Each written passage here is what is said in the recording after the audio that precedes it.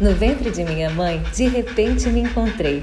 Era 1918, 1919, na Praça Guido Marliere de Ubá. No ventre de minha mãe, ouvi o grito do trem ao longe, depois mais perto. No ventre de minha mãe, havia cantos de pássaros e vozes muitas ao redor de minha mãe. Entrava na igreja e eu sentia o cheiro de incenso. No ventre de minha mãe, surpreendi-me com a existência da música. No ventre de minha mãe, 2 corações batiam juntos e eu sabia cada vez mais coisas numa alegria constante. No ventre de minha mãe, descobri o que era o vento, adivinhei a vastidão do espaço. No ventre de minha mãe, vi todo um caminho preparado por ela à minha frente. Antônio Olinto. Antônio Olinto viveu sua infância até os 8 anos de idade no entorno da Praça Guido Marliere. A Praça Guido já teve seu apogeu e o trem de ferro era o grande veículo de transporte de Ubá para os grandes centros, até o Rio de Janeiro.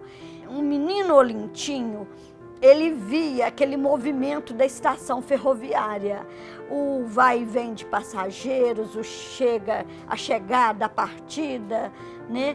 E aquilo começou a fascinar, despertar nele o interesse. Mas ele observava, sobretudo, o maquinista do trem, né? E aquilo chamou a atenção dele e ele sonhou, né, com aquela profissão de maquinista, né? Então, perguntavam a ele: Antônio Olinto, o que você gostaria, qual profissão você gostaria de ser quando crescer? Ele, imediatamente, ele falava: gostaria de ser maquinista de trem, ser viajante, viajar. E ele foi um viajante das palavras. Ele viajou o mundo todo e ele viajou nas palavras e com as palavras. Mas ele não distanciou não, sabe? Porque tem pessoas que distanciam dos parentes, né? Ele não. Ele estava sempre procurando. E ele falou, que bom dia. Ele veio aqui, eu ainda não tinha formado para enfermagem não. Depois eu fui para São Paulo e ele falou, até que enfim encontrei uma prima aqui, não sei o quê. Ficou naquela amabilidade, ele abraçava para lá, a gente andava.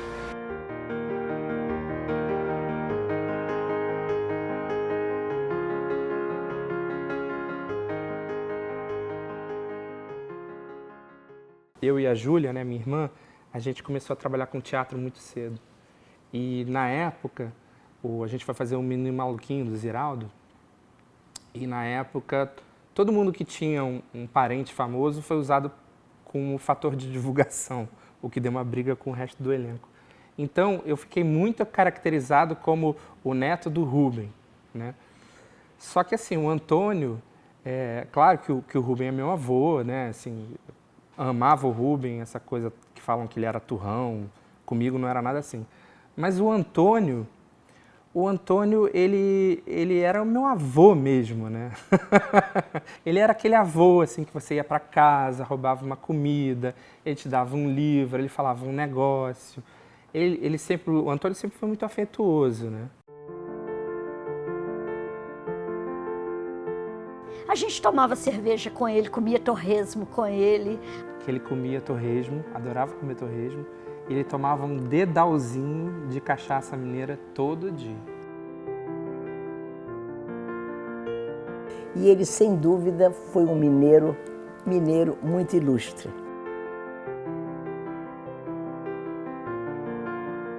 Ele aprendeu a ler muito cedo, né? Aos 3 anos e pouco de idade. Ele ficava no colo da babá, a babá dele era analfabeta. E a tia dele, a tia Júlia, tentava ensinar essa babá a ler. E ficava dando aulas para ela e ele no colo.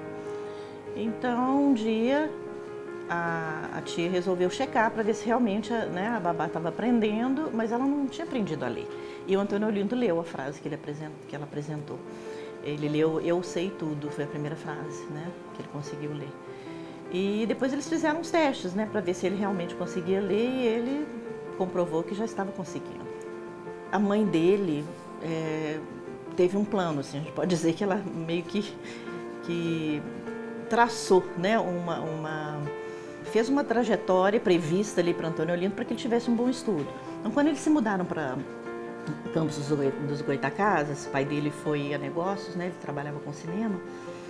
Ela era muito religiosa, a mãe dele, então ela fez amizade com o bispo da cidade. E acabou conseguindo que o bispo colocasse Antônio Olinto no seminário, né? Porque era a chance que ela tinha de que ele tivesse uma boa educação. E foi assim que Antônio Olinto ganhou toda essa cultura, todos esses conhecimentos, né? O que hoje em dia não sei se os jovens que estão no convento, numa ordem secular ou não, têm a mesma formação, mas antigamente eram homens muito cultos, que abandonaram uma ordem secular, vieram para a vida pública, civil, com essa bagagem intelectual muito sólida e rara.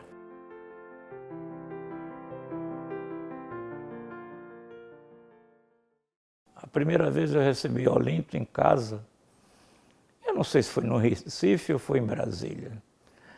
E ele me pediu o voto para a academia, né? Eu disse, não, Olinto, eu não vou dar o voto a você, não. Ele ficou assim meio espantado. Isso que há muito tempo que eu já dei esse voto. Esse voto é seu há muito tempo. Ele riu muito, ficou muito feliz. Foi a vez que eu recebi na minha casa. Eu diria que a carreira do acadêmico Antônio Olinto se iniciou ainda no seminário. Foi lá que ele escreveu os primeiros poemas. E quando o bispo ficou sabendo, pediu para ver e quando leu gostou. Mas fez uma ressalva. Está muito bonito e tal, mas você vai ter que escolher ou padre ou poeta. As duas coisas não andam juntas. Ele não discutiu, Olinto não discutiu, mas continuou fazendo seus poemas às escondidas, né? Ele não conseguiu parar de escrever. Outra experiência que ele teve, que já prenunciava a carreira jornalística dele, eram umas visitas, uns passeios que os seminaristas faziam nos arredores do seminário todas as quintas-feiras. Eles observavam tudo aquilo que acontecia e, ao voltar, eles tinham que fazer um relato sobre toda a experiência que tiveram, mas sem emoção. A orientação era essa: não pode mostrar a sua emoção. Então, já foi um exercício para a carreira dele, né, como jornalista. O romancista surgiu depois, né, mais tarde, com a sua obra-prima, que foi A Casa da Água, e ela seria determinante para a sua entrada na Academia Brasileira de Letras.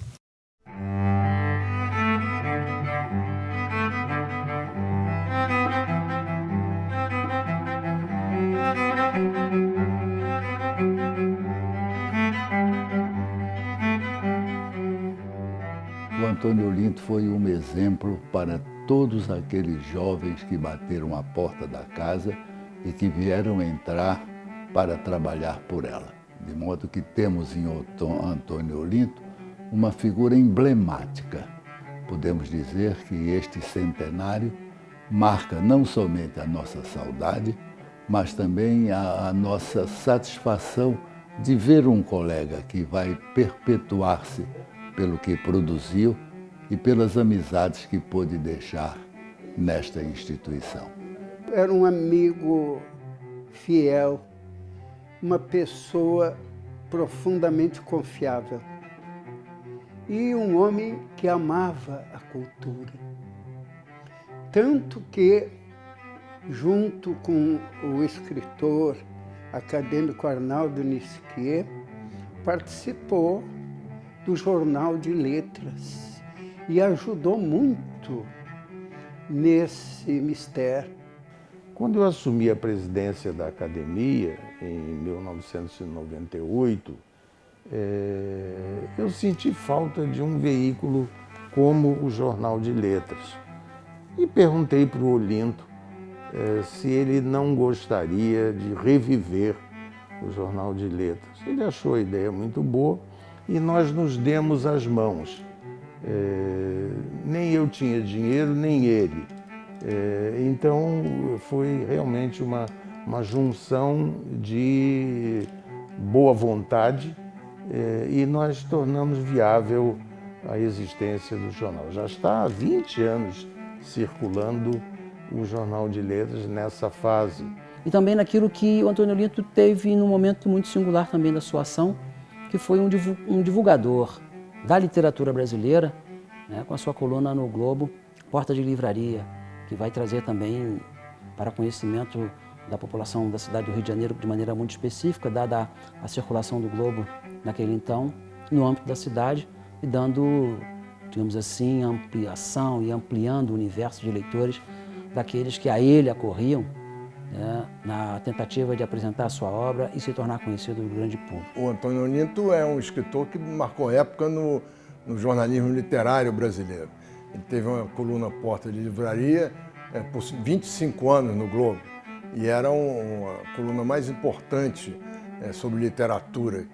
Então, o Antônio Olinto deixou marcas profundas na crítica literária, na coluna de jornal, a maneira como ele abordava os lançamentos de livros, as entrevistas com os autores. Foi um período muito rico para o jornal, o Globo, onde ele trabalhava, e para a literatura brasileira. Teve uma atividade como diplomata, como dito cultural do Brasil, em vários países, na Nigéria, em Londres, fundou revistas de literatura e de difusão da cultura brasileira, como a Brazilian Gazette, em Londres.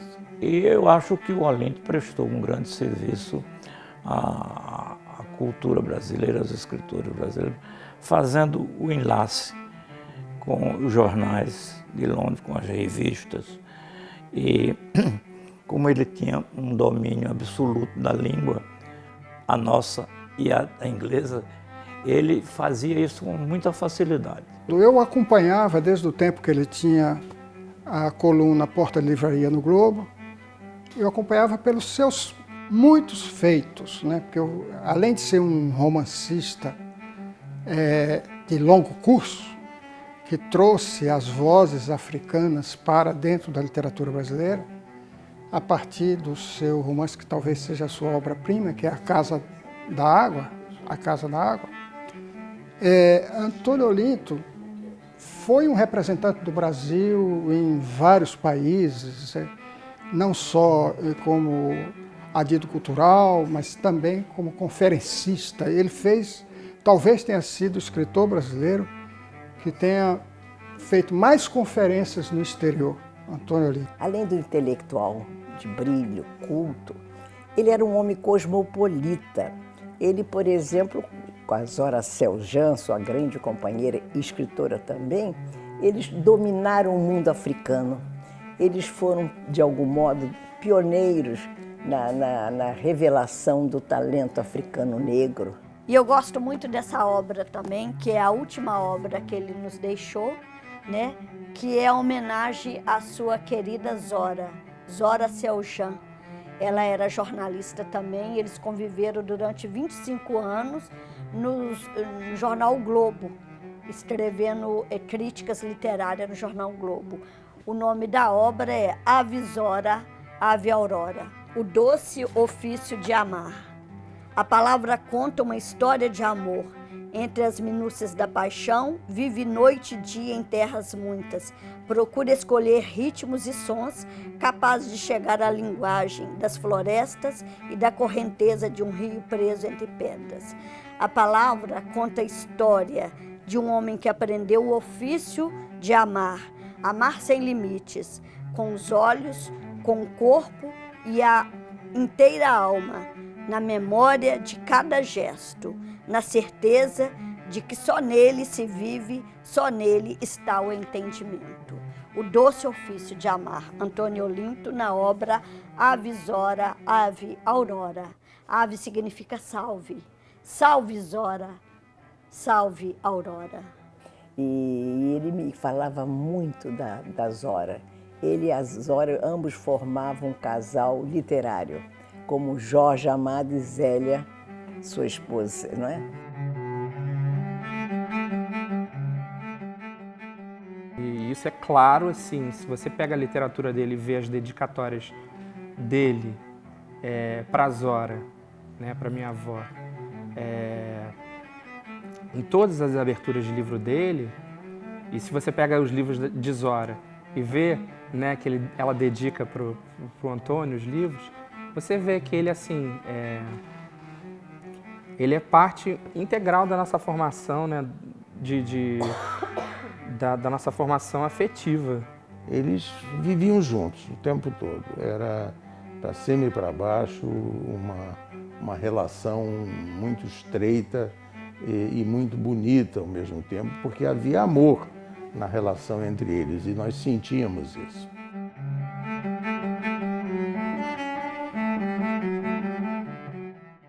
Ele conseguiu fazer uma coisa que é muito raro: escrever, situar o seu romance ou os romances fora do território brasileiro.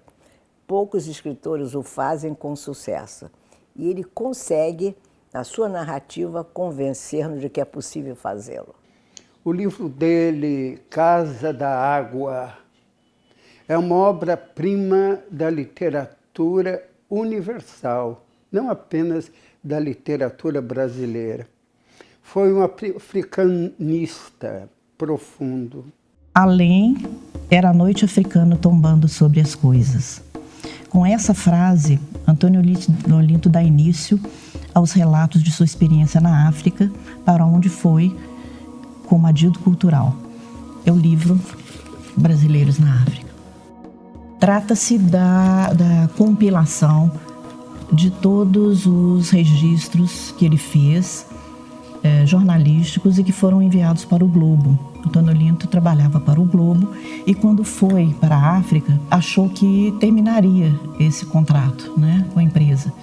Mas eles se interessaram em manter Antônio Olinto no seu quadro de funcionários, de repórteres, e Antônio Olinto passou a enviar relatos jornalísticos de tudo aquilo que ele visualizava, de tudo aquilo que vivia na África. Esta, né, foi a matéria-prima, Brasileiros na África, foi a matéria-prima para tudo que ele viria a escrever depois, em termos de romance, principalmente a trilogia que o fez famoso, né? A trilogia que foi determinante para a sua entrada na Academia Brasileira de Letras.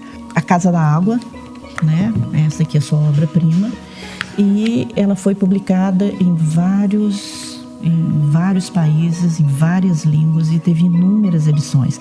Uma delas, né, a edição em inglês, eu queria destacar aqui um comentário do Washington Post que diz: um romance notável e uma mulher fascinante. Ele está se referindo a Romana da Conceição, que é retratada aqui nesta capa, e que foi a inspiração de Antônio Olinto para escrever esse romance, né? Ele conta a história dos escravos libertos no Brasil e que fazem essa trajetória inversa, né? Eles voltam para a África para conhecer suas origens e para dar continuidade à sua vida lá em liberdade. Depois de A Casa da Água, Antônio Olinto escreveu mais 2 livros: Trono de Vidro, também com a mesma temática da África, e O Rei de Queto. Esses 3 livros, então, iriam compor a famosa trilogia africana de Antônio Olinto, que foi um marco na literatura brasileira e mundial e que foi determinante para a entrada dele na academia. Temos muito a reconhecer que ele introduz na literatura brasileira seus romances passados da África, que são romances não só nos orientam, nos guiam em relação aos nossos antecessores, aos nossos ancestrais, melhor dito, né? Como é um legado para a academia. Toda essa literatura relativa à presença dele na África é muito atraente e muito gostosa de se ler, sobretudo de se apreender, porque com o Antônio Olinto não é só leitura, não é só passatempo, mas é também um permanente aprendizado.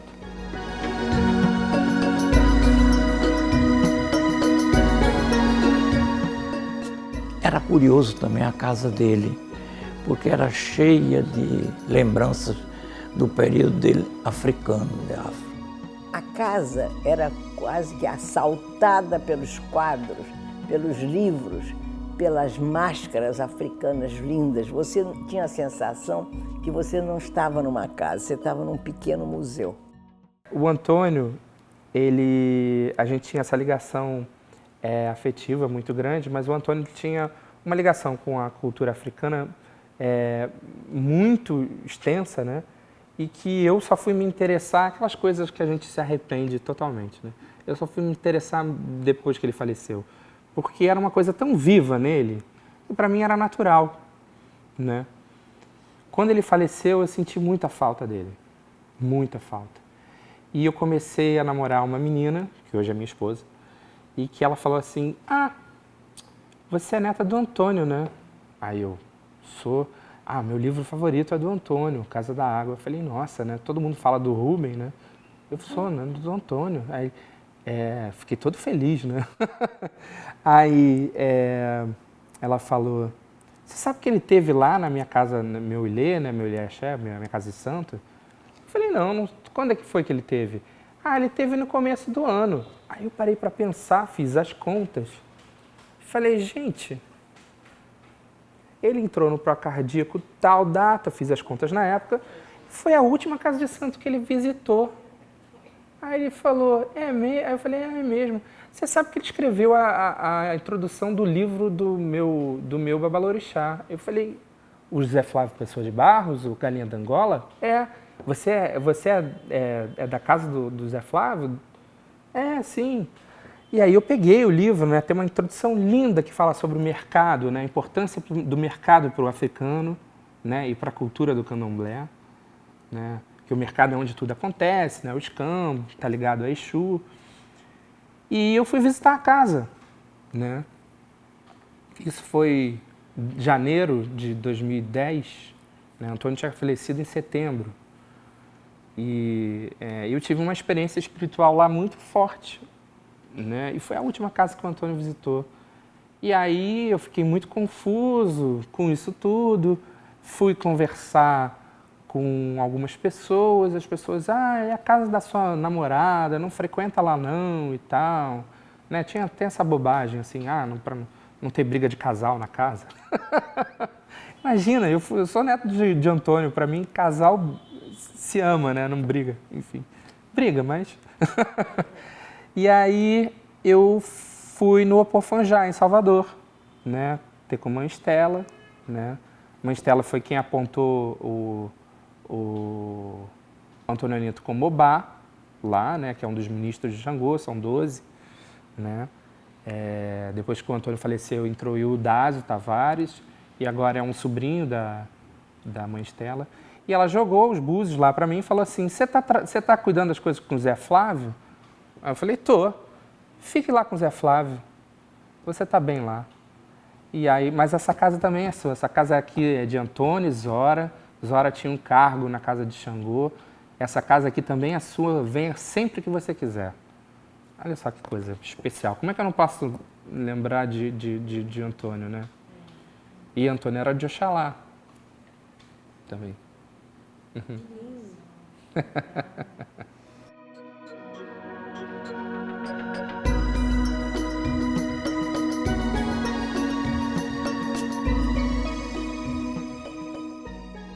Machado de Assis é imortal porque no instante que lemos um texto de Machado de Assis, ele revive em nós.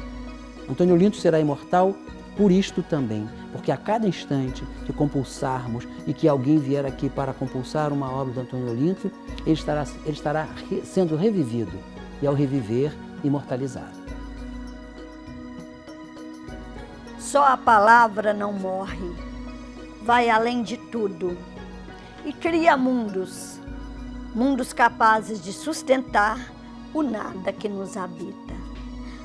Antônio Olinto nos deixou no ano de 2009, mas a palavra de Antônio Olinto, que está nessas obras, A palavra não morreu e não morre. A palavra de Antônio Olinto é eterna. Gratidão, Antônio Olinto. Eu sou baense. Eu sou piauiense.